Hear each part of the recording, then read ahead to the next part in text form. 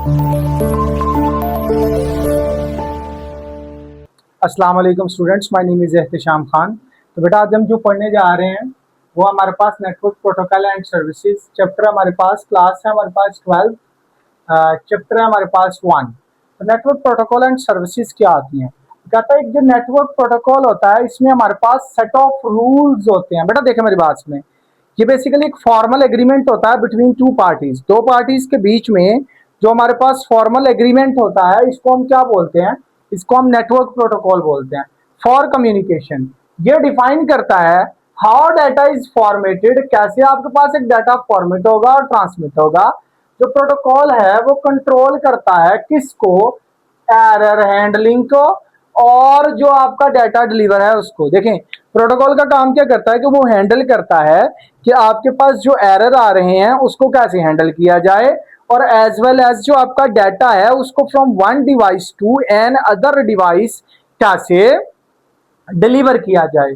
अब हमारे पास जो प्रोटोकॉल है ये एक बात और इंश्योर करता है कि आपके पास जो डाटा है वो स्मूथली क्या हो जाए, एक्सचेंज हो जाए, यानी कि किसी तरह की कोई हर्डल ना आए, कोई कलेयन ना हो, किसी तरह की कोई प्रॉब्लम है ना आए। डन है बेटा। उसके बाद हमारे पास इसकी एग्जांपल आ जाएगी, टीसीपी आईपी देखेंगे, एचटीटीपी है एक हमारे पास, इसके लिए है एचटीटीपीएस भी है, ठीक है जी। उसके बाद एफटीपी है, उसके बाद हमारे पास डीएनएस है। ये सारे प्रोटोकॉल्स हम देखते हैं। तो सबसे पहले हमारे पास TCP IP, that is this stands for transmission control protocol या इंटरनेट प्रोटोकॉल। बेटा देखें ये करता क्या, ये प्रोटोकॉल एंड इंटरनेट, अच्छा ये टीसीपी इंश्योर करता है कि जो रिलायबल जो डाटा डिलीवरी है वो रिलायबल हो, इजी हो, आसानी से data from one device to another device क्या हो जाए, ट्रांसमिट हो जाए, सेंड हो जाए। ओके जी। लेकिन जो आपके पास इंटरनेट प्रोटोकॉल है ये हैंडल करता है आईपी एड्रेसेस को। बेटा आगे जाके हम इससे अगला टॉपिक आईपी एड्रेस को डिटेल में पढ़ेंगे। यहाँ पे छोटी सी आपको आईपी एड्रेस की बात बता देता हूँ। हर डिवाइस का एक अपना यूनिक एड्रेस होता है, जैसे हमारा और आपका यूनिक आईडी कार्ड होता है, आईडी कार्ड नंबर यूनिक हो सकता है, उसके ऊपर नाम बहुत सारे लोगों के पेरेंट्स भी सेम होंगे और अपने नाम भी सेम हो जाते हैं, लेकिन उनकी पहचान आइडेंटिफाई कहां से किया जाता है, वो उनके आईडी कार्ड सीएनआईसी नंबर से किया जाता है, क्योंकि वो कभी भी किसी के साथ मैच नहीं करता। इसी तरह हर डिवाइस का एक आईपी एड्रेस होता है जो कभी भी किसी के साथ मैच नहीं करता। हर डिवाइस एक अपना इंटरनेट प्रोटोकॉल रखती है जो क्या करती है, अच्छा ये आपके पास एड्रेसिंग प्रोवाइड करता है और राउटिंग ऑफ डाटा भी करता है। तो टीसीपी आईपी ये इनेबल करता है कम्युनिकेशन बिटवीन डिवाइसेस, यानी कि दो डिवाइसेस आपस में क्या, ऑब्वियस बात है, एक ने डाटा को ट्रांसमिट करना है, दूसरे ने डाटा को एड्रेस, आपके डिवाइस को एड्रेस बताना है। जब ये दोनों चीजें होंगी, भेजना क्या है, कैसे भेजना है और कहां पे भेजना है, जब आपको ये पता लग जाए तो डाटा ट्रांसमिशन होना शुरू हो गई, डाटा डिलीवर होना शुरू हो गया। अब उसके बाद दूसरा पॉइंट है HTTP, hypertext transfer protocol, stands for hypertext transfer protocol. इसको हम यूज करते हैं टू ट्रांसफर वेब पेजेस, ठीक है जी। ये हमारे पास HTTP does not encrypt data, यानी कि हमारे डाटा को इनक्रिप्ट कर, जब आप व्हाट्सएप पे कॉल करते हैं तो आप देखिएगा कि आपके व्हाट्सएप पे लिखा होता है एंड टू एंड इनक्रिप्शन। इसका मतलब क्या है कि जो ही मैंने बोला और जो मैंने मेरा मैसेज जो वो डिवाइस में गया, डिवाइस से जब निकला वो मैसेज, यानी कि जब वो एनालॉग सिग्नल्स की फॉर्म में बाहर निकला तो वो इनक्रिप्टेड हो गया। बीच में बैठा हुआ अनऑथराइज्ड यूजर या हैकर उसको एक्सेस नहीं कर सकता, क्योंकि वो इनक्रिप्टेड है। उसको डिक्रिप्ट करने की की या तो सेंडर के पास है या डिक्रिप्ट करने की किसके पास है, रिसीवर के पास है। अब बेटा होता क्या है, ये सिक्योर करता है वेबसाइट्स को। अच्छा मेरी बात सुने, जब ये इंक्रिप्शन नहीं कर सकता तो इसका मतलब क्या होता है, आपको भी सर्च करेंगे ना गूगल के ऊपर या वेब ब्राउजर पे, तो दो तरह की सर्चिंग नजर आती है।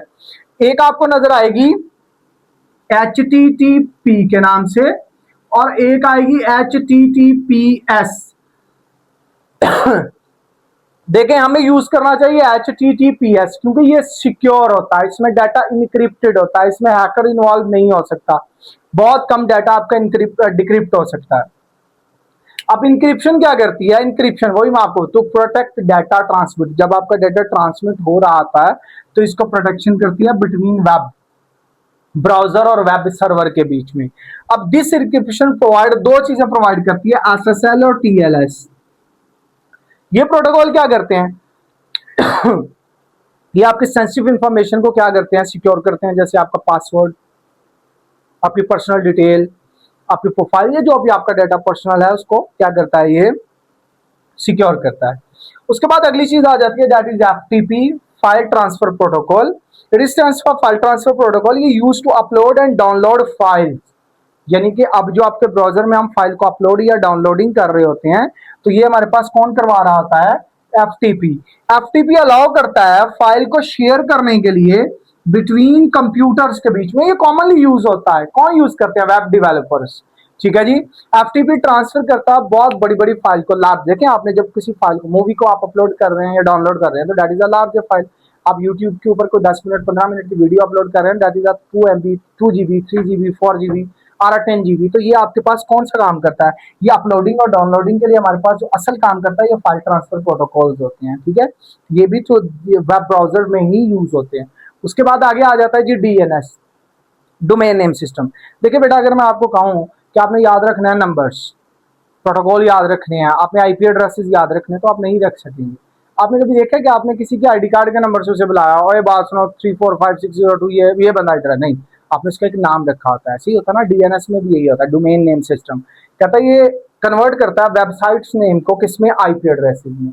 अब आपको बात समझ आ रही है, हर वेबसाइट का ना एक आईपी एड्रेस होगा। जैसे अगर मैं बात करूं www.google.com, तो इसका एक आईपी एड्रेस होगा।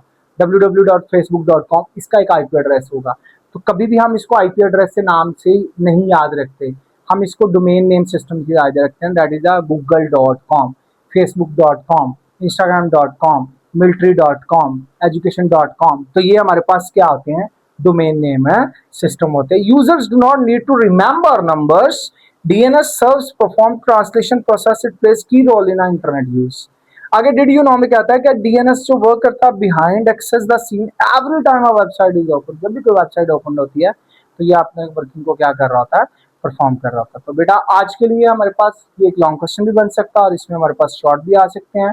आज के लिए इतना ही। ईडीयू पाक को सब्सक्राइब करना मत भूलिएगा, साथ बने बेल आइकन के ऊपर क्लिक करें ताकि हमारी वीडियोस आप तक पहुंचती रहें। अल्लाह हाफिज।